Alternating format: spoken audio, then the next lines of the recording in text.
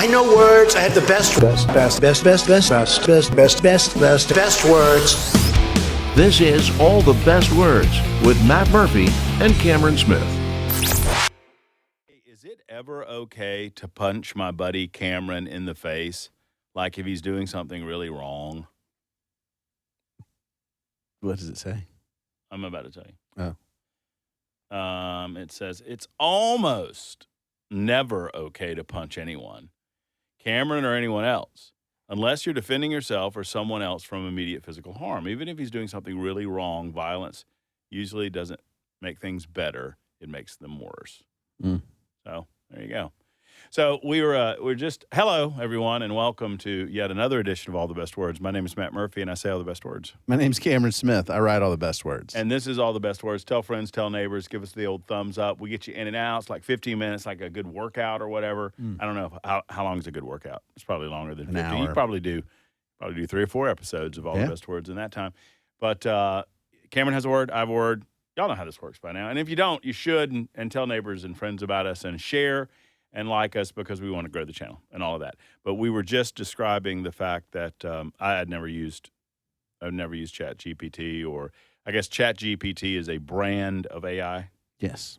It's a So company. ignorant. Yeah, it's a product from, I forget which one, but like all the big Sam Altman's company. all the big companies have, like ChatGPT, Grok is Copilot, like Gemini, Musk's, right? Grok is Yeah. X's. Mm-hmm. So one. anyway, I don't really use it, and I don't think it's a good idea to lead your life in a manner consistent with what AI is telling you to do. Maybe you should have a filter. Maybe you should not query what amounts to a Mad Libs for life advice, but you do you.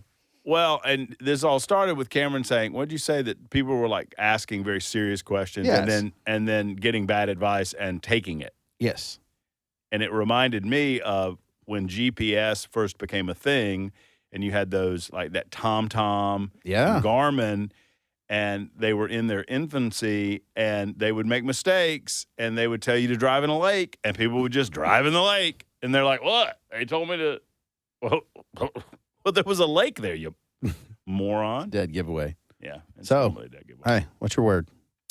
My word is manhood. Mm. Manhood. And I'm not suggesting when I bring this subject up that I'm better than anybody or worse than anybody. I'm really not comparing myself to anyone else, except to say that for most of you, and you might notice that I'm still in my sling, you know that I had shoulder replacement surgery. Mm-hmm. And I'm keenly aware of what roles I consider to be man-based or man-centric roles in my life, and what Such as pickle jars. or pickle jars or mowing the grass. So my wife has been mowing the grass. She can't. I'm not giving her permission to handle the weed eater because I think that would end in disaster. So eventually, we're going to get somebody to do it so that they can make it nice and tidy. But just this happened to me this morning, where I'm working on the show and I hear the lawnmower crank up, and I look outside and she's mowing the grass, and I hated it. I hated every fiber of my being, hated that I was inside in the cool and she was outside mowing the grass, because that's my job. And I realized how I grew up, and I think you did too, right? Oh, yeah. There were men-centric roles and there were female-centric roles, and we didn't question it. And I'm not suggesting that blending some of those roles in society has not been a positive thing, but I also suggest that those roles being there is also a positive thing. I just noticed it. I just noticed how much it bothered me, because I'm supposed to be doing that for my family. You know, we don't have the extended family. I don't have like the 18 beasts in my house to demand that they do it for me. But I would if I did. But I would always demand it of the boys, not the girls. Well, yes. And I think the interesting test case on a lot of this stuff is when I ask my boys, if something happened to your mother and you were just left with me, what would change? And their response to me is uniformly like, well, like she takes care of us. Like she is, and they're identifying that she is the nurturing one in the relationship, right? That she is the one that looks out for, their boo-boos. And even as they're getting older, like she's the one that they come to when there's this is just tough and I don't know. And I talk to them too about some of that stuff, but they very much see us as having distinct roles and functions in our marriage and in the family. And so I don't think there's anything wrong with that. I don't think that this idea that women and men are different, they do different things better than each other, it is something we should ignore and act like isn't real. Well, and in modern society, there have been small slivers of voices that would suggest that because we can establish these things, generally speaking, that somehow negates them because they're different, right? Right. No one is suggesting that there aren't some women that are awesome at cutting their grass, or there aren't some women that are awesome at doing things that are generally defined as male-specific roles. Conversely, no one's suggesting that there aren't some men that are very nurturing Correct. and caring, whatever. So, but that doesn't negate.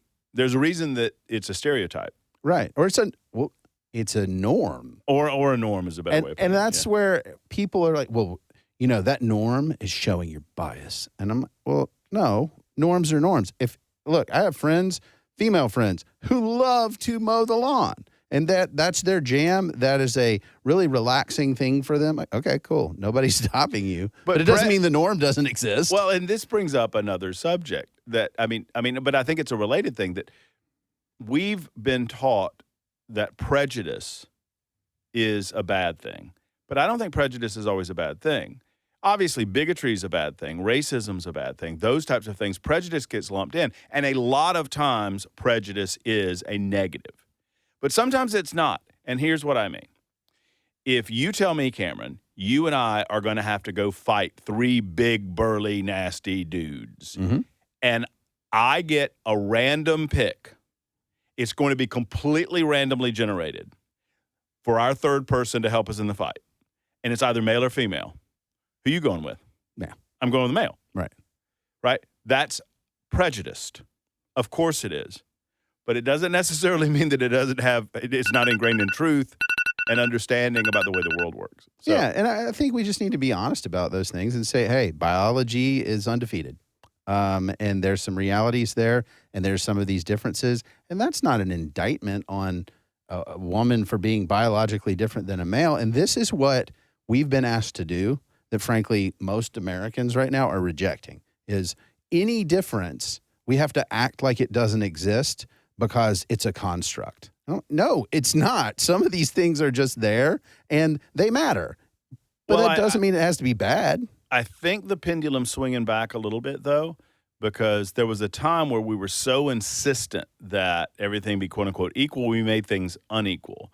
Like if you firefighters and police officers, some of the physical training that they had to go through, they would change the training for women specifically so that they could accomplish some of the tasks. Right. Now we're kind of swinging that back and like, okay, maybe we shouldn't do that. There are still plenty of women that will be able to be great firefighters and great police officers and be able to do the things that we deem necessary to do those roles. So, anyway, I will end my manhood subject by saying 2 things. 1, I think E's doing a great job. But 2, she's not doing it right. And I only say that with comfortable in the knowledge that she will not see that. Well, it's interesting that we're talking about stereotypes. My word is groupthink. Mm-hmm. And I want to be real careful as we do this show, as I write, as you talk, that we check ourselves. And one of the things that had jumped up to me, and groupthink is this phenomenon where in the name of harmony and wanting to fit in, we think irrationally or there's some defect in our thought process, right? And when it came to Tulsi Gabbard's revelation about what had happened there, this is the recent one. I kind of jumped the gun, and I said, well, generally, here's what I see from kind of what I observed. And my position was, at a minimum, this was sort of political malpractice. We need to have leaders that will not use the apparatus of government and certainly not intelligence to achieve their political objectives. That's true. That's fair. But then I took it a step farther and was saying, well, if this wasn't against the law, maybe it should be. And then I started reading the reports. And then I started looking at what was there. And I looked at the House Republicans report, and I looked at what Gabbard had put out, and actually started to read through it. And really what we're talking about here is, did the Obama administration and President Obama have evidence to suggest that Putin favored Trump and was trying to engage in the activities we all agree Russia was engaging in, specifically to favor Trump? And I heard Senator Mark Warner do that recently and sort of repeat the same thing. Mm-hmm. The answer is no. The report that was out there says, no, you did not have really clear, substantial evidence to suggest that Putin favored one candidate or the other. That is not there. And you should not have acted like that. And I think they took it a step further. You tell me if you're reading it the same way. They took it a step further to say, not only did Putin act on his desire to get Trump elected, that Trump knew, and because that's why they used the word collusion. Sure. Collusion indicates that both parties are aware of what the other party's doing and they're acting in concert to achieve a goal. Yes. And that's what I think the big lie was, especially when Trump became president, because it created this dynamic that the media just fed on. Yes. And I will argue that was the collusion narrative that shows cooperation in both directions, right? That was just a Democratic fabrication and a lie. Correct. One person's collusion is another person's treasonous conspiracy. And so this notion that President Obama was doing the same type, multi-directional thing, I don't think that's a fair take. And I want to be clear that I don't engage in groupthink because I'm not a Democrat and don't support that. Or don't support a lot of their positions. What I think happened here, and what the House Republican report that Gabbard released or declassified said, was that they knew that they did not have a substantial basis here for arguing that Putin was trying to help Trump.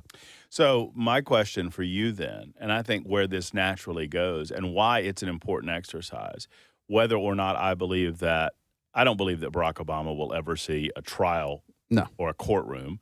Now, maybe Brennan and Clapper might be a little bit different, and I don't think it'll be substantial charges above and beyond maybe a perjury charge. Maybe. But I don't even know that I would put money on that. At the same time, if we agree that what happened in the fall of 2016 into the winter of 2017 was out of the norm, then the natural question is, then why did they do it? And well, that's pretty clear. They did it to either hurt the Trump presidency or end the Trump presidency. And if it's end the Trump presidency, then I think you have a valid argument that Tulsi Gabbard and her language was correct, that that's treasonous behavior, at least, that you want to end the presidency of someone who was just elected by the American people using apparatus of the state and lying in the process. If you just want to hurt the Trump presidency, that's a little grayer of an area. But look, Democrats were unmistakable about that. They said, we absolutely want to end this. We think that we have to impeach this guy. We'll find out what we will do. Well, they said it was illegitimate because of the lie. Right. But I think they even took it a step further. They weren't even looking for actual evidence. The argument here is, what did you actually know? Well, the Republican report that Gabbard released said, this thing is scant evidence of what you posited, what you said. And I think that's true. I think that's the right answer. I think the second thing is, well, Democrats were willing to say collusion, which, like you said, implies conduct both ways. We just need to be real careful here about what the evidence says versus the political narrative, because Democrats just lied. I want to be real clear about that. Democrats will say, no, it might have been an exact. No, they lied. They did not have any reason to believe that was true, and they said it anyway. We need to be careful that we don't do the same thing here and say, look, you jumped the gun. You said that this was part of this. You kind of stretched it too far. But beyond that, I don't know that there was anything that rises to a legal standard that you could go after it and win. Well, the most dangerous part to me, I mean, well, obviously all of it's dangerous in my opinion, but what made it even more so dangerous and what gave it the legs that it had was the willingness for many in the mainstream media just to amplify it and run with it. Unequivocally. And they did so to the point that it became like a wave crashing where it was unavoidable that something had to be done politically about it. And what all of that became was a 2-year period in time where it was even more difficult for the president, the duly elected president of the United States of America, to do his job because so much energy was focused on what was created based on, at very least, a twisting and a fabrication of what. Well, and I just want to keep us honest. I mean, I think it's just really important that as we talk to the public, as we talk to the listeners of this podcast, that we're at least critical of the information we get. And sometimes we're going to get it right. Sometimes we're going to get it wrong. But at every juncture, we want to make sure that we're clear about what we're reading, what the sources actually say 100%. versus that sort of the wave you described. If we didn't like it when the left did it, we shouldn't do it ourselves. And it's a good reminder. I agree with that. There you go. There's 2 words in about 15 minutes. That's how we do it on All the Best Words. We invite you to join us, like us, subscribe us, give us the old thumbs up, and we'll see you next time.